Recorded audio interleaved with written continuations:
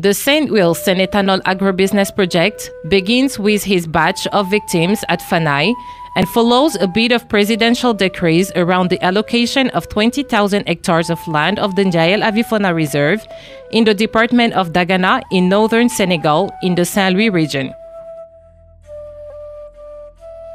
Former head of state Abdoulaye Wade signed one of his last decrees on March 20, 2012, between the first and second tower of the presidential election.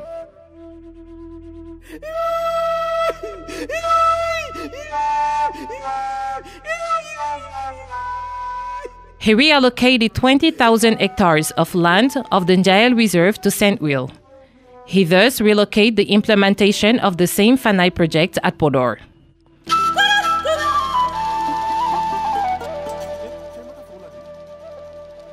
Five days later, Abdoulaye Wade is voted out of the office.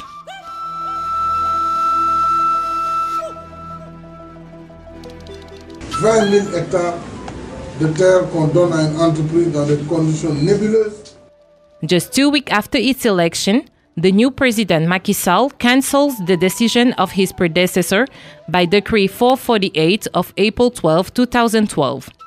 The project is again suspended and reached a deadlock. Only 4 months later, a new turn of events. President Macky Sall cancels his own decree by signing a new one bearing the number 822 of 6 August 2012 to reallocate 20,000 hectares of land to the same Saint-Will Ethanol. But in the field, it's always the war, and this has been going on for 10 years.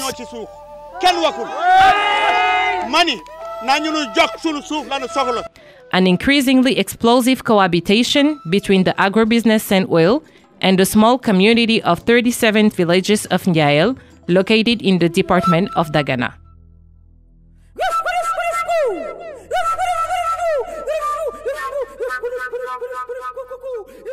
It's an endless drama.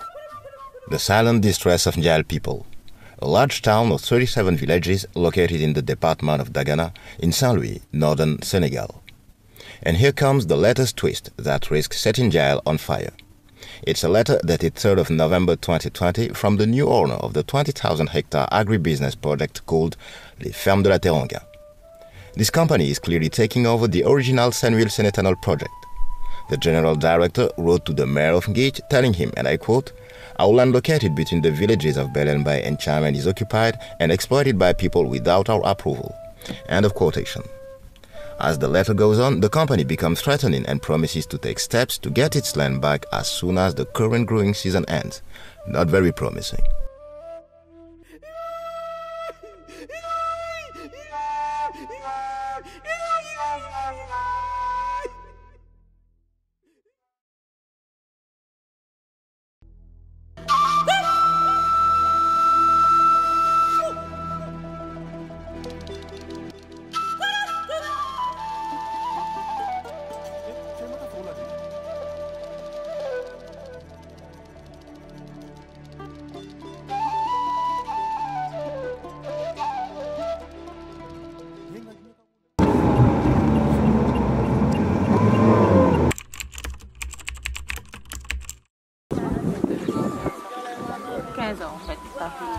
Et en tout, parce qu'après on a un grand périmètre à faire quand c'est 25.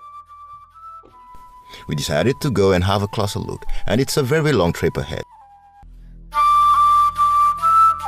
533 kilometers according to our GPS. The municipality of Ngich is at the center of the 20,000-hectare estate which has been assigned to foreign and Senegalese investors. 20,000 hectares is 2.5 times the area of Dakar. The mayor, Adam Assar, is firm in his denunciation of this project, the initial hopes around which have long been crushed and buried. He himself is leading the revolt triggered by the general director's letter. The mayor likes to receive guests right on the land used by the local communities.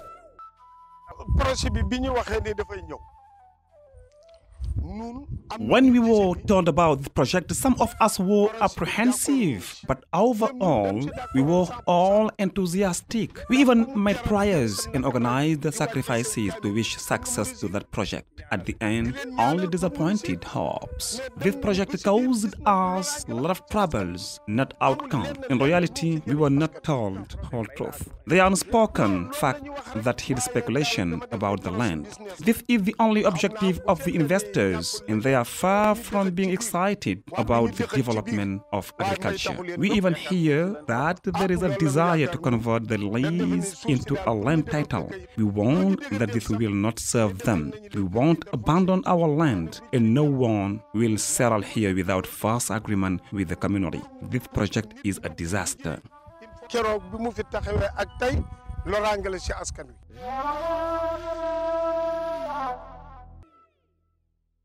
Back in town, a meeting of the Collective for the Defense of the Lands of Ndiaye is being held at Town Hall. By also, the man in blue, who is also Deputy Mayor of Ngich, leads the collective. He is convinced that there are lobbies behind this project and that they have ambitions other than agricultural ones. These lands go from hand to hand, and at the last news, that lands are in hands of Frank Timis. This is the latest information, and it's very credible. The new director of the local headquarters of the company told us that he is mandated by Frank Timis. It is already a step forward to know who is behind the project, because the previous manager of the company were playing at hiding the truth from us. By the way, let me tell you, I would go even further to believe that the President Macky Sall himself is involved in this business. In any case, he is at least an accomplice. If not, why his silence? It is not normal to leave his own citizens with foreign investors who cause us so much trouble. For today, Baelso and his friends have told us plenty, and we have a lot of things to verify on the ground. When we leave them on this first day of immersion in the heart of the Ndiaye Reserve, it is already dark and livestock are spilling onto the dirt roads that will take us out of there. We slept in Saint-Louis and left very early so as not to miss the spectacle of the departure of the livestock herds in the morning.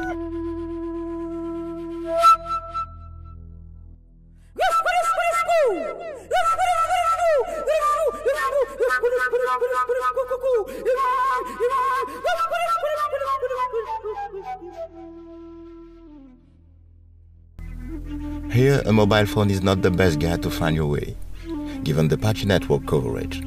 Better try with the passengers of the Wopuyas, the local bush taxis.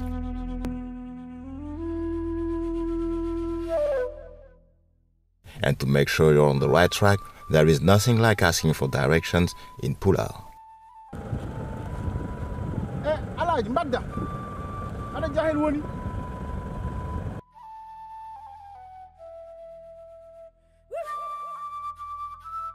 We obviously didn't miss the entire show. Among the animals, too, there are some who are late, but they press on towards the pastures as if to avoid the first rays of sunshine.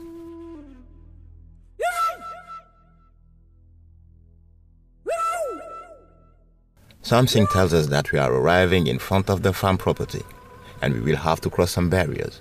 We do the same as everyone else here to get through.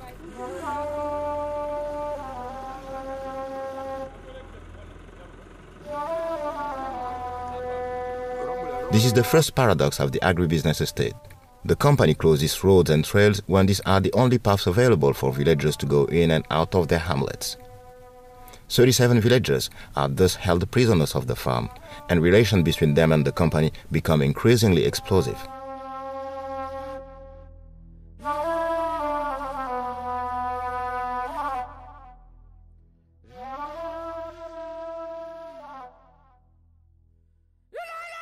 When we reach the first hamlet, we see a sign indicating that we are at the village chief's house. It's the flag flying in the wind. The chief is Gorgiso, a former worker recently retired from the Senegalese sugar company. He receives us with respect.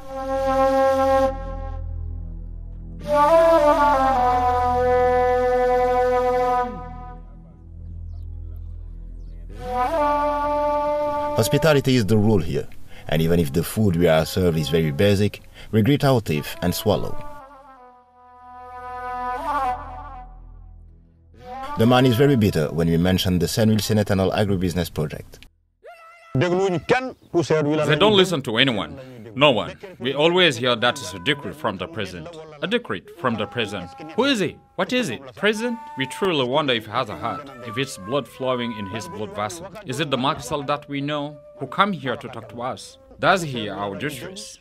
I'm constantly being asked if the president is aware of our affliction. I tell him he does. I'm the one who talked to him. Me. And no one else. Me. Anyway, there is still a minimum of respect and consideration to be had for us human. Even if you think you are more powerful, even if you have a power to grow wings and fly away, from time to time you will come back down to earth. I once told the governor it is not a solution to put a cavalry unit in front of agricultural compounds. It is not like they are going to force us to surrender. There is only one solution: dialogue. Without peace, there can be no development. And it's clear that the breaking point has already been passed between the local communities and the company initially set up here 10 years ago. The infrastructure and installations of the company almost abandoned haunt the sleep of the herders. You see him? How he's sinking in there? A cow that goes down to the bottom of this canal looking for water will never come back. It will be a prisoner of this canal and will never come up again. Children from the village drowned here. In the early days of the establishment, they had money to waste. In the mine season, they turned the land over to speculation. They have installed fences wired throughout, real cattle traps that cause enormous damage among the herd. They have the canals everywhere, which have already caused loss of life. Children from the village have drowned. It is a nightmare to see our cattle coming back in the evening, lacerated from everywhere if they do not remain trapped to death by the fence. The trauma is very deep and distress is mixed with despair. They sold the humans. We have to stop believing that they only sold the land. They sold us like cattle. In any case, it's feared that many of us will not survive to this. I don't know what our future is. Maybe we will walk to the neighboring Mauritania or head for Dakar, or maybe it will even be a collective suicide. What kind of life is being proposed to us? No, it's enough. What is the future of our children? We don't even want to make children anymore, to leave them in this uncertain future. When you have sick people to evacuate, you have to go out of canals around that the company has excavated everywhere to force us to make a long road. Fences are even worse. It's even dangerous for human, livestock and other animals. I'm not telling you. We have seen a horrible situation here. Lacerated and wounded cows, bulls bleeded to bone, some amputees, some disassembled, animal disfigured by a fence. No one can explain what is going on here. No need to look very far. Barbed wire is everywhere, a bit like landmines strewn across a war zone. The neighboring village paid the heaviest price. I saw 6 of my cattle bleeding, coming back in the evening lacerated. One of my cows did not survive on its wounds. My brother also lost his most beautiful bull. It was horrible. It seems as if someone had been trying to kill the poor beast with a knife. Sometimes, for a bull trapped and killed in the barbed wire, things came close to an outburst of revenge against Senegal staff. It's very, very hard. You can't imagine the pain. The day I lost my bull, I was devastated. I would have met someone from Senegal that evening. I would have committed a murder. And those are not the only damages suffered in this bird sanctuary of Niel. Trees have been uprooted, leaving a desert in this area, which is otherwise humid and even protected by the Ramsar Convention. The most affected are not necessarily the most visible on the ground. Baelso had insisted that we come see him in his own village. All the generations were gathered together, and it was the women who took the floor to cry out their distress. We would have liked to be able to live harmoniously with the project, but we quickly understood that what they were interested in was to chase us out of this land, and that we cannot accept it. You realize, for generations we have been here. We only know this land. It is not an option for us to abandon this land. We would rather die than leave. If you have an investor who comes to put the resources for a win-win project, we're okay with that. We don't reject only for the pleasure of refusing. It is clear that investors have done nothing but make our lives miserable. It's true that we have not earned anything in these past few years, but they too are losing their investment. We are never going to give up. We are losing our animals. Our children are dying in the canals left by Sandwheel. It's a disaster.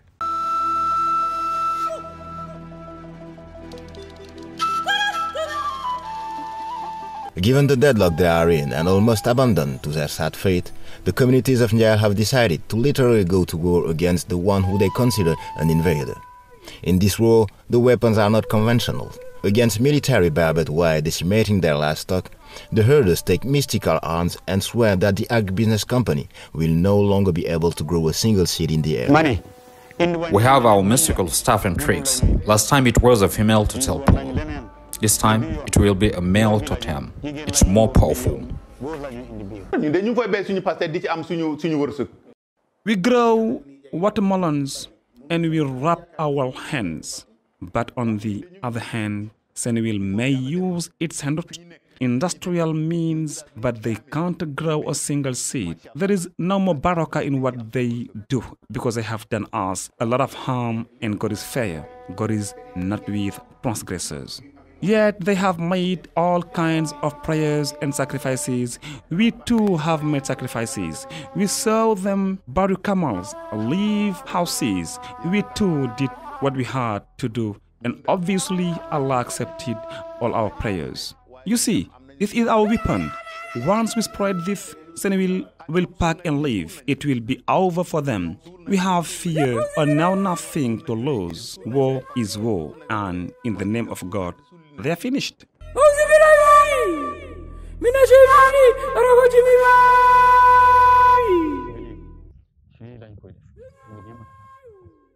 You see, this is our weapon. Once we spread this, Senegal will pack and leave. It will be over for them. We have fear, and now nothing to lose. War is war. In the name of God, they are finished.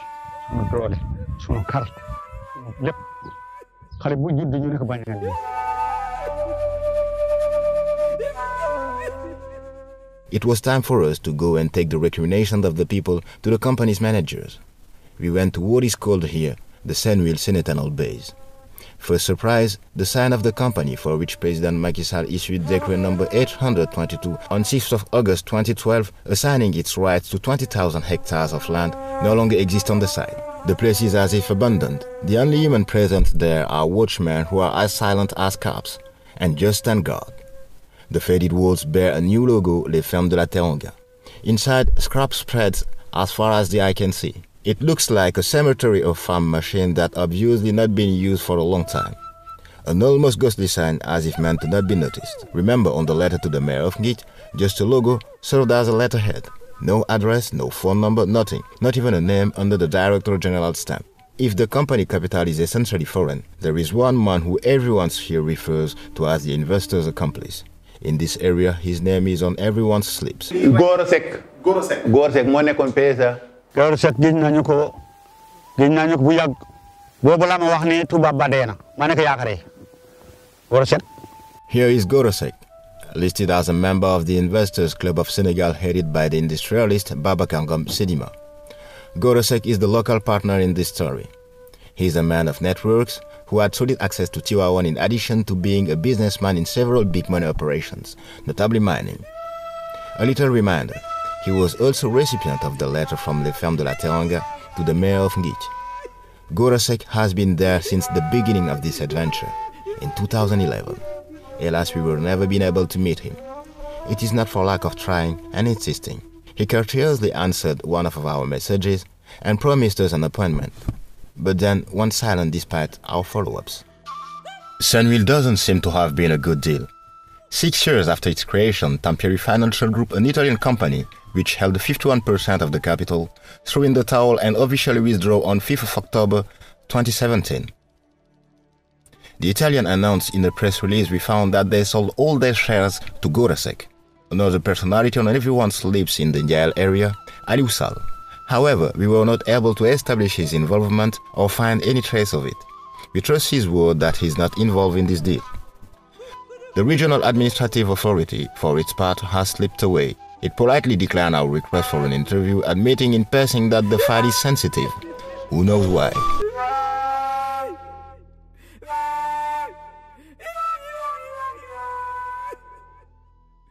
If the herders have it from the new director of Les Fermes de la Teranga that Frank Timis is the boss, that may explain some of the mystery around Agro Industries Corp. That is the new entity which owns 91.8% of Les Fermes de la Teranga. The shares were bought directly from the former shareholders of Senegal. Here is the diagram showing that only 8.2% of the capital is held by local shareholders. Surely, Gorasek. We also obtained the business and legal identity for the major shareholder, Agro Industries Corp. First big surprise, Agro Industries Corp is a company registered in the Cayman Islands, the Temple of Tax Havens. Date of creation, the 15th of January 2018. We could not lift the veil on the identity of its owners. This is the benefit of secrecy provided by tax havens. As this warning at the bottom of the page indicates, this means that information concerning shareholders and beneficial owners is not available to the public.